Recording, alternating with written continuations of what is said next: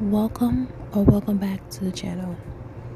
Today we're going to be listening to some beautiful stories about angels. Like and subscribe. So this story is about how we can entertain angels and not even know it at the time. So one day, some years ago when my kids were small, I had decorated the house so beautifully. It was during the holiday season, and I kept telling them, be careful of the decorations. Don't go over there, da da da da da. And they were playing and being really, like kids can be, not listening, not paying attention. And they ended up knocking down all the decorations around the fireplace and broke a bunch of things. And I got so frustrated and so overwhelmed because I had told them. And my husband said, you know what, babe, I know you've had a long day. Go out and have some lunch. Just enjoy yourself by yourself. I'll stay here with the kids. I'll put them down for a nap. You go out and have lunch. I'll clean up everything. You need a break. And so I was like, okay, fine. So I went out and I went to this restaurant, and when I got to the restaurant, it was jam-packed and there were no seats available, and it was going to be a long wait, but there was some seats at the bar. So I was like, I'll just sit at the bar and, order food or whatever. So I sat at the bar, and this man came and he sat next to me, and he also was by himself, and he struck up conversation with me, and we began to talk, and he was telling me about his daughter and how important his daughter was to his life, and how he thanks God for his daughter because she changed his life, and how she's such a great daughter and a great girl, and da da da. And he asked if I had children and if I was married, and I said I do, and we began to talk about it. And then he stopped me, and he started to go into detail about how important children are to God, and that they are the apple of God's eye, and how important they are, and how we are to treat them, and how they should really be forgiven because they don't know any better, they're learning, and all these things, right? And then he went into deeper conversation to talk about my children. He was like, your children are very anointed by the Lord. Your children are not average children. They have things to do on this earth for the kingdom. And he went into detail, and then he started to go even deeper into specific things about my children that they do. When your daughter does this and this, it means this, and when your son does this and this, it means this. And I was thinking, I haven't even shared those things with him, right? So I remember asking him, are you prophetic? And he was like, no, no. And then he said, do you have a business? What do you do? And I was like, yeah, I do have a business. And I began to tell him about Proclaim, and he wanted to see pictures of the cards. And then he asked for the website. And he was saying how the business was appointed by the Lord and important for the earth, and that the Lord had called this business. And I said, oh yeah, actually, that's exactly what happened. You're so right. And I was like, but you're not prophetic. And he was like, no, no, no, no. And then he was like, I'll be right back. I need to go to the bathroom. So he went to the bathroom, and my food came, and I began to eat. And I was thinking, this man has never come back. He had never come back to get his food. His food never showed up. And then I'm like, what's going on? This man has never come back. And now I'm sitting here, and the bathroom is there. So if he had come out of the bathroom, I would have seen him, right? So I'm thinking, this man has not come back, and his food has not shown up. Where is this man? Like, what's going on, right? So I remember asking the waiter, like, did the food come that the man ordered? And he was like, what man? And I was like, the man that was sitting next to me talking to me, did his food come? And he was like, I didn't take his order. I'm not sure. I don't know what man. And I'm thinking, I know this man ordered when I ordered, and I do believe you took his order. And I'm like, now I'm thinking I'm going cray, right? So I'm like, okay, what's going on here? And then I'm like, I don't know why, but I just got this feeling in my spirit. I was like, was this a man that I was talking to? And then I remember him saying that he was riding his motorcycle. He rode his motorcycle in, right? So he had asked for my business card so he can share about my business. And when he never came back to get his food, and the waiter didn't know who the heck I was talking about, I was thinking, maybe he's outside on the phone. I paid for my food, and when I went to go outside, I'm looking for this man on this motorcycle, and there's no man, no motorcycle. So no waiter knows anything about the food. No man came back from the bathroom. No motorcycle is outside, and no man is outside.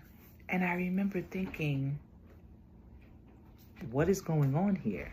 And as I was praying, I just heard the scripture that talks about how we can entertain angels and not know. And I was thinking, Lord, did I entertain an angel who just literally came to speak to me to speak to me and encourage me about my children, whom I was frustrated with at the time. And he was telling me specific things about my children that he should not have known, especially if he's saying, I don't have a prophetic gift. And he vanished. There was no man, and nobody knew who I was talking about. Proclaim.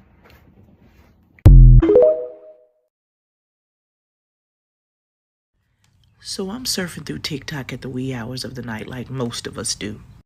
And I come across this video about what angels really look like according to the Bible. And immediately I started feeling chills all over my body because it brought back these very distinct memories that I had as a child. Now, if you read the Bible tells us that angels have a very strong appearance. They're not described like conventional ideologies like to depict that they are very soft looking. The wings are very childlike. So let me describe to you the first time I seen an angel. So my sister, my cousin, and myself were playing in the park. I was around the age of 10. My sister, I want to say 6. And my cousin, I want to say she was 8. We were very young, to say the least. So we're playing in the park, having fun, running up and down the yard, and we decided to sit on a bench, right? And so for some reason, it was extremely cloudy that day, but it was also sunny as well, if that makes sense. So it was a lot of clouds in the sky, but it was also sunny, right? So we started saying things like, "Ooh, let's imagine that the clouds are a clown." And so the clouds would shift very softly. We'd say, "Let's imagine that the clouds are an elephant." And clouds just started shifting, very slowly. They were just shifting, just doing what clouds do, right? So after that, I believe we said a clown, or I can't remember. But the next thing that we said, the clouds started shifting abruptly. They were shifting, they were moving, and you started to see the blue of the sky, right? You started seeing a clear blue sky. They started shifting. But before we could see the entire sky, we saw these eyes, these huge human eyes. But behind these eyes, it looked like there were wings, and they were actually moving. At a high speed. Just moving and moving. And all I know is that me and my sister and my cousin, we looked at each other and we ran all the way home. We wasn't even supposed to. We got dropped off to the park, so we wasn't even supposed to be running nowhere or walking anywhere. My grandma told us exactly what time that she was going to come up and get us, and I know that time hadn't allowed it. And we were running like Forrest Gump. And I tell you, it's something that I will never, ever forget, ever. I knew God had a call.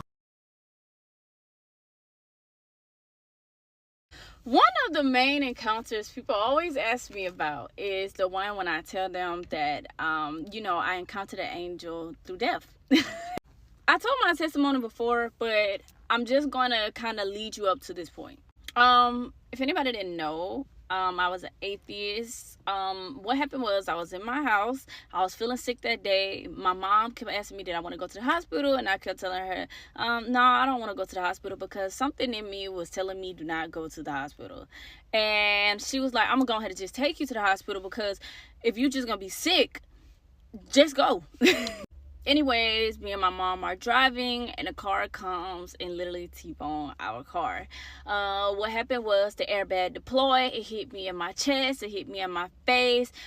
My eyes, my eye, which is this eye, I went blind in this eye. The airbag swelled up and poof, popped straight in my face. In that time, I remember the rhythm of my heartbeat before it went out. So it was kind of like doo-doo, doo-doo, doo-doo, doo-doo, doo-doo. That was it. And I just remember my body feeling extremely light, like I felt like air. It was crazy. I felt like air. And I remember this thing came up to me. It was just big and bright. When this thing came up to me, I couldn't see it because it was just so bright, and eventually it dimmed down where I can see, and it was like a giant eyeball, and it had tiny feet. Like, I don't know how to express it, but it had tiny feet, and it had arms and stuff, but it also had these form of wings and whatever. And it came to me, and it said, "He who has sent me." And when it said it in all different languages in a matter of a second. Now, the way that they speak aren't the way that I'm speaking to you, at least when I encountered it. When it spoke to me, it was more as a, how do I explain it? Not an impression, not necessarily a thought, like a vibration is the best way I can say it. It was more like a frequency. So, you kind of got to remember, in this encounter, I'm basically dead. So nothing is really communicating like the human world. So I remember being freaked out because I didn't understand what was going on, and I knew I couldn't feel my skin. I knew I couldn't, touch. And I remember it seems like I was thinking or something. It seems like a thought. But I was thinking to myself, like, who sent you? Like, who sent you? And that being spoke to me and said, Jesus, in all different languages in a matter of a second. After it did that, I remember it taking some unique writing thing. I can't explain it. It was unique. And I remember it being gold, and it had some type of material that I had never seen before on this pen that it was writing with. And it began to write out things that nobody knew. I had never told anybody about these things I have ever done. And it began to write them out and name the location I was at and how I was feeling at that time. Remember, I never told anybody, and I never verbally expressed how I felt. But this being began to write out things that I began to feel. After that frequency came to me again and let me know that something was going on in my face. And it was letting me know that when I awakened, I was going to be blind in one eye, but it told me that it would be healed later on.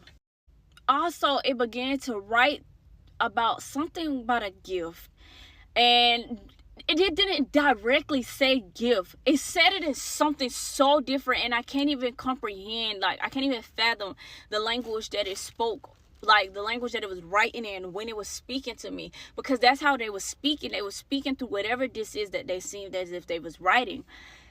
And it kept telling me about a gift and about something going on in my face and my sight. Then eventually when it told me to awaken and it breathed something in my face, I remember waking up in the car accident, literally still in the car, and I told my mom, who just said that? Who was that? And my mom is like, who? But she's also panicking because it's like, I'm in a car.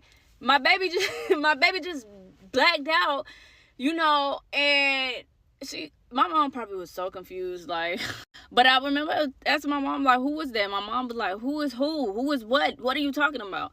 And I told my mom that this being came to me and spoke to me, and it told me his name, and it told me these things about myself. And I remember touching my eye and doing like this and realized that I couldn't see.